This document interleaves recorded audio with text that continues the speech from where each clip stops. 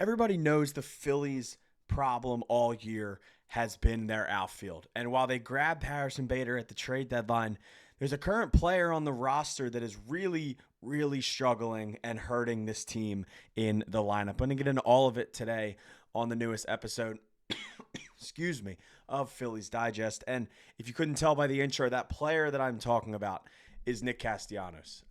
It's been a rough, I don't even know what to call it, but the month, weeks, month and a half, it's been rough.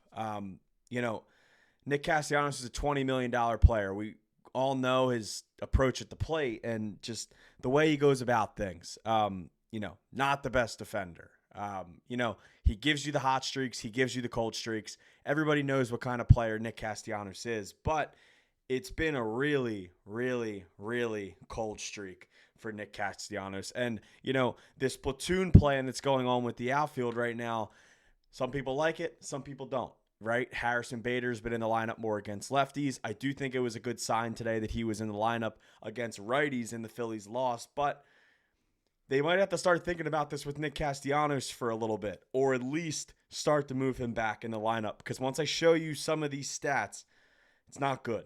Nick Castellanos in August, 179 average, 179 on base percentage, 256 slugging percentage with a 436 OPS. He's 7 for 39 in August with 2 RBIs and 11 strikeouts. Not good. Right. Stat number 1. There you go. Stat number 2. Since June 24th, Nick Castellanos has an on-base percentage of 236. Not good. Once again, we can go and look at the Savant page. I don't love Savant. I think sometimes it tells you, it doesn't really give you an eye test, and I think part of baseball is an eye test. But blue is not good, and there's a lot of blue. A lot of blue. It just hasn't been a good run for Castellanos. It seems like ever since that benching in Miami, which once again still agreed with Rob Thomson's decision. It seems like almost ever since that benching in Miami, it's kind of just been downhill from there. The Phillies aren't trotting out the best outfield right now. Obviously, they acquired Harrison Bader, but right now it's a mix of Weston Wilson, Max Kepler, Brandon Marsh, Nick Castellanos, and Harrison Bader, right? Those are kind of your 5 guys. Rojas was sent down once Bader got here. The test with Samato Kemp in left field, they don't really need it right now because Weston Wilson has started to hit the ball against lefties, but we all know this outfield's not great. It's not a great outfield. They haven't given you the production from the plate. Granted, really quick, one guy I did want to give a shout out to here in this outfield is Brandon Marsh, 375 in August with a 1.152 OPS. He's been crushing the ball since he went 0 for April and went down to AAA and just sort of figured it out. That's a player that I think's turned into a really nice season actually after a 0 for April. Max Kepler's actually hitting the ball really well in August. Harrison Bader's starting to find it a little bit since he came to the Phillies. Weston Wilson has actually been hitting lefties really well. I believe he's 3rd in OPS on the team since the platoon plan started at the beginning of August. But Nick Castellanos is at the bottom here. And it's starting to get a little concerning that, this is the stuff you're starting to see from Castellanos, right? His OPS this year against right-handed pitching is only at 706. OPS against lefties, yeah, a little better, 728, but not something you really want from an everyday $20 million outfielder, especially a corner outfielder, a valuable position in baseball where there's a lot of good right fielders, and Nick Castellanos just hasn't given it to you. Another one here. According to FanGraphs, big shout out to John Stonis, my boy. Nick Castellanos is last in F4 since the All-Star break. He's hitting 195, 224, 317 with a negative .6 F4, 1 homer, 3 doubles, 21 strikeouts, and just 3 walks. It's just been abysmal. And, I don't know what you do about it, right? It's hard to justify platooning a $20 million player. But first of all, Rob Thomson's going to have to start moving Nick Castellanos back in the lineup a little bit. if you get a guy in Stott who's been hot recently, or Marsh who's been having a well, both of those guys might have to start hitting in front of Castellanos right now. It's bad. Like, I mean, you can't cut the guy, right? Like, you can't cut him. You can't trade him. He's going to be here, right? Nick Castellanos is going to get a hot streak at some point throughout this season, and he's going to come back and, yeah, this video, whatever.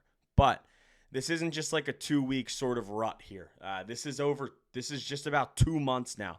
Once again, 236 on base percentage since June 24th. It's concerning. I mean, you go and look at the season stats, and they're not necessarily the best either.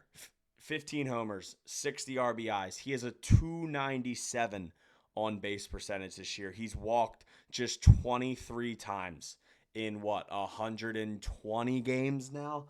445 at bats, 115 hits, 101 strikeouts. He has a 416 slugging percentage. His OPS plus league average is 100. He's at 93.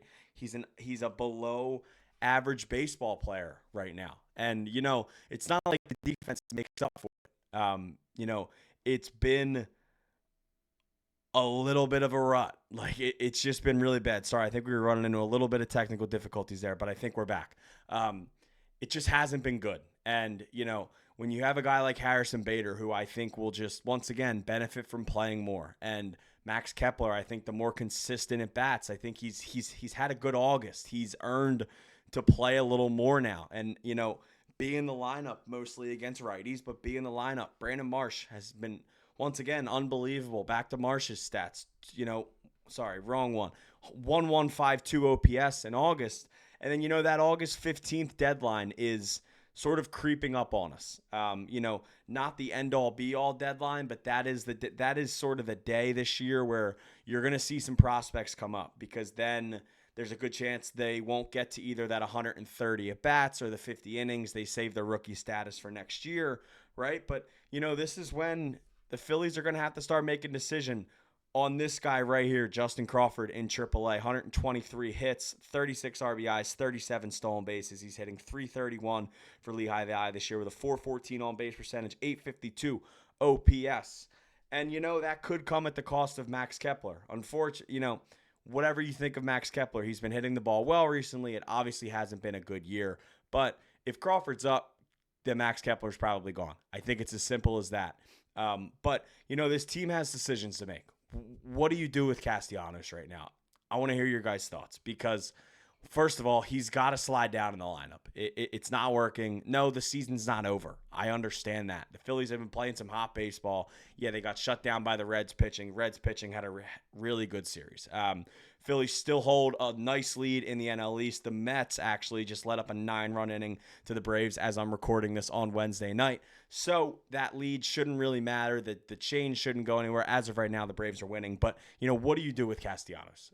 Because, maybe it's a little less playing time. I can't imagine that's going to help him. But right now, you can't afford him, being out there hitting fifth every day in your lineup. Because, once again, you just go and you look at it. And Castellanos in August, it's a 436 OPS. It's one of the worst OPSs in all of baseball in the month of August, and really just over the last month and a half. It's been bad, but I want to hear your guys' thoughts. What would you do with Castellanos right now? Slide him back, maybe give him some more days off. I don't know, but the Phillies need to figure Castellanos out, and more importantly, Castellanos needs to figure it out himself, because this Phillies team can win a World Series, but Castellanos needs to be hitting the baseball if that's the case. This has been the newest episode of Phillies Digest. My name is Luke Arcaini, and I will see you guys next time.